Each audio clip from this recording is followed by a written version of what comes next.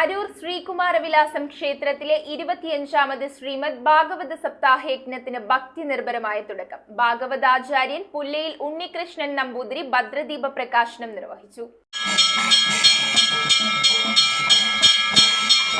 പരിപാവനമായ അരൂർ ശ്രീകുമാരവിലാസം ക്ഷേത്രസന്നിധിയിൽ 25ാമത് ശ്രീമദ് ഭാഗവത യജ്ഞത്തിന് തുടക്കം കുറിച്ചു. ചടങ്ങിൽ കെ.ഡി. രാമകൃഷ്ണൻ പുന്നപ്ര ചടങ്ങിൽ യജ്ഞാചാര്യനായി. ക്ഷേത്രം തന്ത്രി ബ്രഹ്മശ്രീ മന്നുമ്മൽ ശംഭു നമ്പൂതിരി, മേൽശാന്തി ബാലകൃഷ്ണൻ എമ്പ്രാന്തിരി, ക്ഷേത്രം ശാന്തി അഭിലാഷ് എന്നിവരുടെ സാന്നിധ്യത്തിൽ ചേർത്തല പുല്ലയിൽ ഇല്ലം ഉണ്ണികൃഷ്ണൻ നമ്പൂതിരിയാണ് ഭദ്രദീപ പ്രകാശനം നിർവഹിച്ചത്.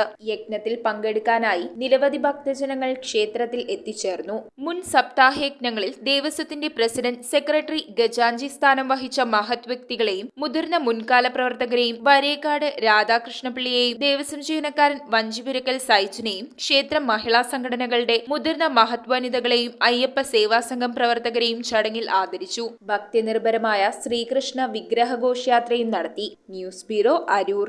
റിങ്ങുകൾ 1 ഗ്രാമിൽ തുടങ്ങുന്ന മാലകൾ, നെക്ലസുകൾ 9,000 രൂപ മുതൽ ഡയമണ്ട് നെക്ലസുകൾ 1 ലക്ഷം മുതൽ ആരംഭിക്കുന്ന വെഡിംഗ് സെറ്റുകൾ, കൂടാതെ നിങ്ങളുടെ പഴയ സ്വർണത്തിന് ഏറ്റവും ഉയർന്ന മൂല്യവും.